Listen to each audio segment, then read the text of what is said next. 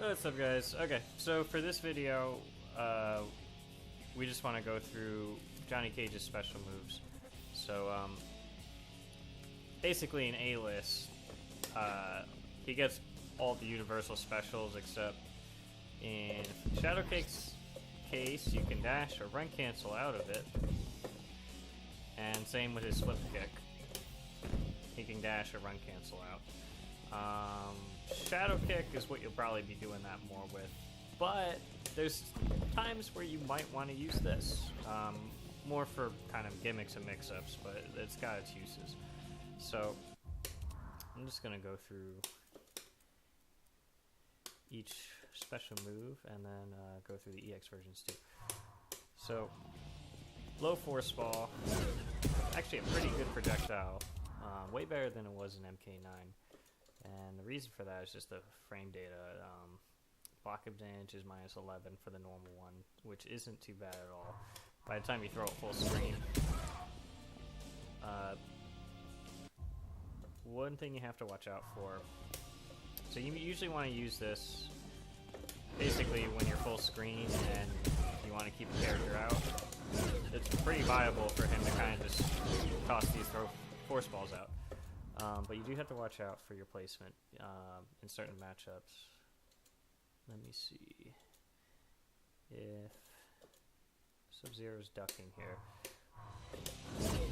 He still gets hit full screen, but the closer he gets, and it starts whiffing over their head. And even at closer distances, you might whip over their head. That's only with this one. Okay. So, when you're full screen, they can't duck the force ball. But once you inch in about this close, that's when they can start ducking it. EX force ball actually has more uses. It's +4 on block. So, what you can do with that, obviously, you usually don't want to do this full screen unless you want to do that and make your way in. But, or like if you're trying to chip somebody out and close a round out. But the problem with that is this. So if you're ducking, they will get hit by it. But the same problem still persists once you're up this close. They'll whiff over right over them. Both hits. So no matter how much closer I get, until I'm like in their face, it's not going to hit them. So you want to treat it the same as a regular force ball when you're doing the EX version.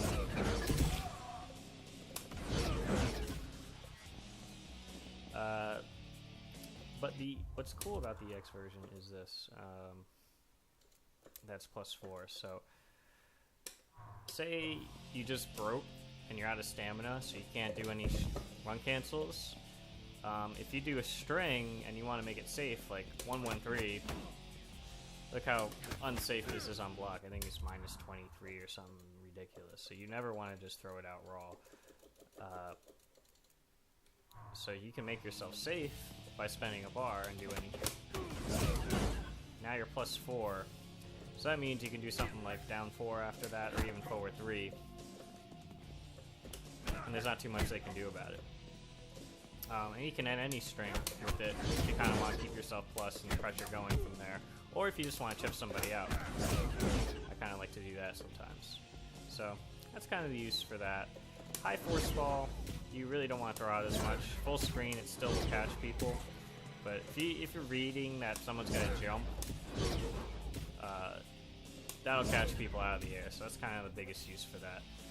The EX double high force ball, I mean, it's probably no real reason to do that. I mean, it will still catch people here, but you're probably better off just doing the regular one like that. So that's his force balls. So we'll do rising kick and ultra flip kick. So ultra, I'll start with regular flip kick. So this isn't a move you just want to throw out because it's -18 on block and the EX version is -16. So there's never a way to make this safe. one interesting thing, though, in A-List is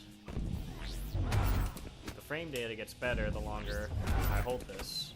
So if they block, I can usually do something right out of it. And you'll notice this. If I have Sub-Zero, not block, and jump, he only jumped a tiny bit ahead of me. Whereas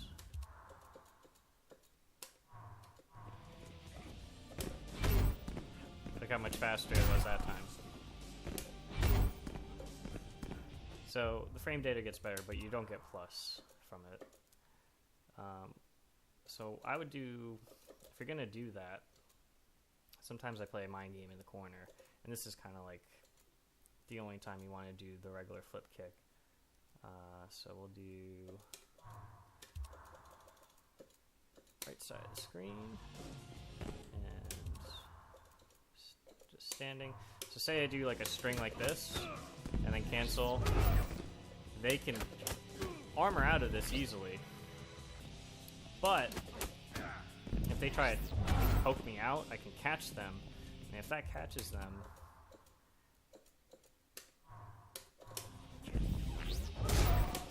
then I can get a full combo off it.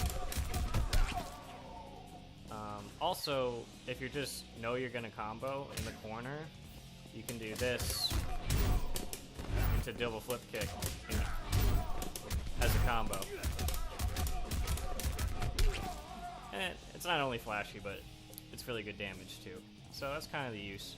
Otherwise, if you think you're gonna get in trouble, you can always back dash out, or forward dash out, or run cancel out. But it won't make you any. There's no instance where you'd want to like combo off of this, continue to combo. That's what shadow kick run cancels are for. Then there's EX flip kick. I would only use this on a wake up, say if someone's trying to neutral jump punch you on your wake up to blow up EX nut punch, because EX nut punch is a good wake up, because if it hits you get a full combo, and also a lot of characters have trouble punishing it. So a lot of people like to neutral jump punch Johnny, especially when he's in the corner on his wake up, so that he whiffs this, and then they get their neutral jump punch and then continue the carnage. So if you think people are going to do that, you can do this. So I'm just going to make Sub-Zero jump. Say I'm in the corner, and I just got knocked down. I can wake up with Ultra Flip Kick and knock him out. If he pressed a button, this has armor on it, so it's going to absorb one hit. So you can't do anything off of that, but it will get you out of trouble. So you can also use it as an anti-air, but there's better options. I would use flip kicks very sparingly, just overall. Okay, so next on the list, we have Nutbreaker. So in A-List, the frame data is actually a little bit better. It's a little bit safer, and some characters have trouble punishing it. So only minus 11 for the normal one, and minus 12 for the X version. The point of Nutbreaker, the raw Nutbreaker, is just to end your combos. So if I do a combo, I always end a nut punch, because I get a standing reset. So what that means is the opponent is left stuck reeling like this, and he can't do anything. Now he's forced to block whatever I do next. So I get whatever I want basically for free after a nut punch. So you always want to end your combos in Nutbreaker, and that's kind of the use for raw Nutbreaker. EX, on the other hand, and I wanted to mention this too, you can do regular Nutbreaker, and then if you ever played Injustice, they have meter burns. So what happens here, press the meter burn button after I know this hits, and then I can do EX to continue the combo. So I can do something like this, see it hits, and then do that. another use for that is if they blocked it, and you probably shouldn't be doing this much, there's a gimmick. Oh, they want to press a button to punish you, and I delay a meter burn. So, say I do this, and then Sub-Zero's thinking, oh, I don't have to block, I'm going to press a button. Boom, he gets blown up like that. And then you get to combo. So, EX Nut Punch, on the other hand, comes out a lot faster than the regular one, and has a hit of armor. So this isn't a bad wake-up option. You gotta be careful, because it is punishable, and a lot of characters can punish it, but not every character can. Or some characters have trouble to get a meaningful punish off of it. So you can kind of be a little reckless with it, but if people are punishing you for it, you definitely want to be careful. But what's great is, like, on Wake Up, you throw this out, and you get a full combo. So that's the use for EX Nut Punch. Basically for reversals and for combo starters. And combo enders. Okay, Shadow Kick. So, let me just get back to the mid-screen again. Okay, so that's regular Shadow Kick. It does not go full screen. It goes about jump distance length. There is no armor on it. And it's really, really punishable in blocks, so don't just throw it out because you're going to get punished.